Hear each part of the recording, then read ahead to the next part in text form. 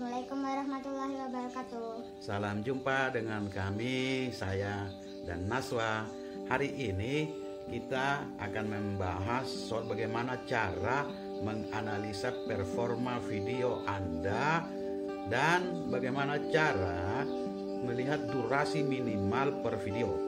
Apakah durasi video kita itu memenuhi syarat minimal atau tidak, gitu ya. Nah, bagaimana cara melihatnya nanti akan kami tunjukkan sebentar. Bagaimana Naswa? Oke, selamat menyaksikan. Oke, salam jumpa kembali bersama saya. Mungkin Anda pernah dengar bahwa jam tayang kita itu kadangkala udah tinggi, tapi kok besok menurun gitu ya, menurun. Ternyata salah satu faktornya adalah durasi ya. Durasi tonton yang tidak memenuhi syarat minimal durasi yang ditentukan. Untuk mengetahuinya itu bisa kita lihat bersama di YouTube Studio.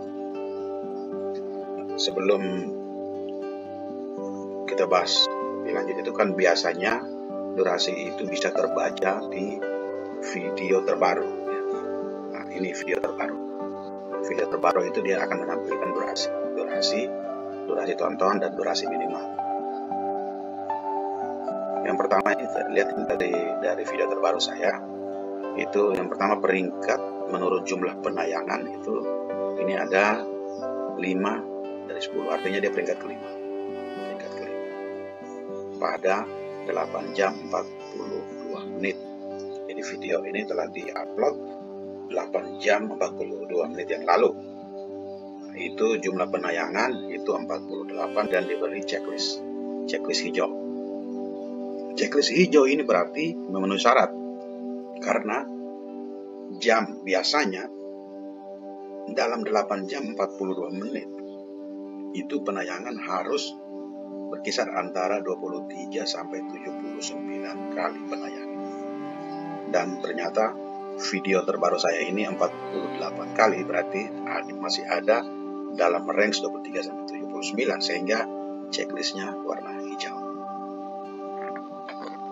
Terus yang berikut adalah rasio klik tayang dari tayangan. Ini warna hijau naik, jadi panahnya naik. Keterangannya adalah bagus. Orang-orang di YouTube memilih untuk menonton video ini lebih sering dari biasanya di beranda gitu maksud saya. Jadi dibuka beranda maka harus klik. Yang tidak hijau atau yang tidak aman adalah durasi. Durasi ini hanya 2,07 menit. Kalau dia tidak hijau berarti di bawah rata durasi yang dianjurkan. Durasi yang dianjurkan adalah 2 menit 44 detik sampai 3 menit 08 detik. Ya, kalau saya mau persentase karena video ini berdurasi 4,16 menit, berarti dia berkisar antara 50 sampai 74%. Jadi kalau durasi 10 menit berarti paling tidak itu ada 5 menit. Jadi bukan 3 menit ya. Gitu. Itu adalah analisa saya berdasarkan YouTube Studio di dashboard channel performa video terbaru. Jadi kalau ada kekeliruan, saya mohon maaf karena ini saya analisa berdasarkan data yang tertera di YouTube Studio. Selanjutnya kita coba analisa sedikit kan, analisa lagi tentang video-video yang lain. Kita lihat.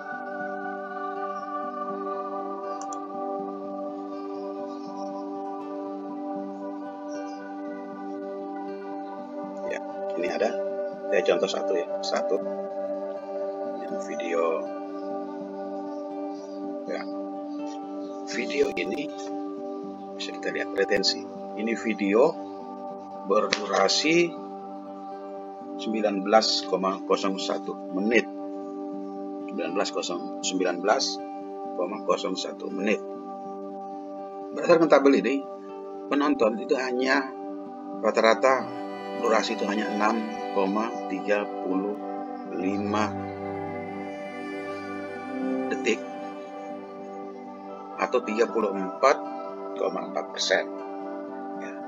Jadi kita bisa lihat di sini bahwa orang yang nonton sampai 0,11 detik itu hanya 80%. Jadi 20%-nya itu nonton tidak sampai 0,11 detik. Jadi diklik buka langsung tutup, itu 20%. Jadi ya mungkin ini kan memang ini di-share di media sosial gitu.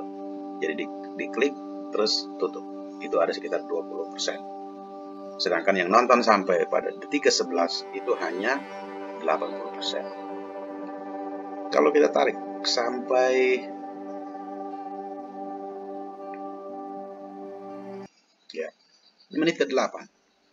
Menit ke-8.04 detik itu hanya 26%.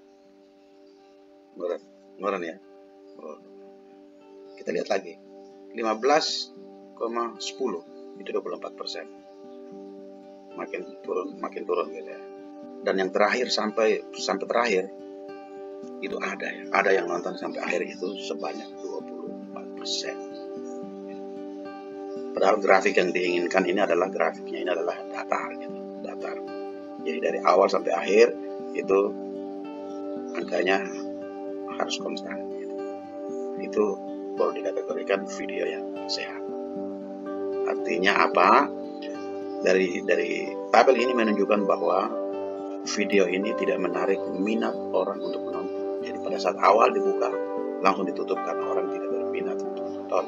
Yang berminat hanya 24%. Terus yang berikut ini menyangkut penonton ya, kita bisa lihat. Jadi di sini video saya yang berisi tentang penerimaan mahasiswa STIS itu yang ditonton oleh orang Indonesia sepanjang waktu sejak diupload itu hanya 34%. Artinya ada sebanyak 65,8% itu berada di luar negeri.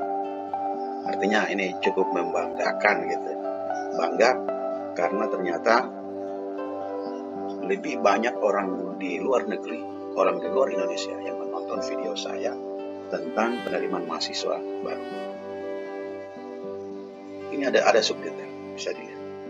Jadi orang yang menonton dengan subtitle bahasa Inggris itu sebanyak 20%. Terus yang lain menonton saja tanpa subtitle gitu. Sedangkan menggunakan subtitle bahasa Indonesia itu ada 2%.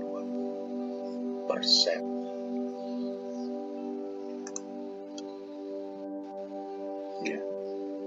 Bisa kita lihat dari sisi usia. Ini ada dari sisi usia yang di video baru ya. Jadi kesimpulannya bahwa ketentuan 3 menit itu memang belum saya temukan ya, di YouTube Studio. Karena sumber referensi saya semuanya berasal dari YouTube Studio. Nanti akan kita buktikan pada video-video berikutnya dengan durasi yang berbeda. Apakah komposisi 50 sampai 74% itu masih berlaku. Jadi kalau 10 menit berarti komposisi kalau dia 50% berarti harus ditonton selama 5 menit. Apabila tidak berarti ya seperti yang saya sampaikan tadi bahwa bisa saja jumlah tayang kita jumlah durasi menit kita tinggi hari ini, ternyata besok dia akan berkurang karena setelah dianalisa tidak memenuhi syarat minimal durasi yang ditentukan oleh YouTube. Hanya ini yang bisa saya bahas hari ini. Terima kasih. Assalamualaikum warahmatullahi wabarakatuh.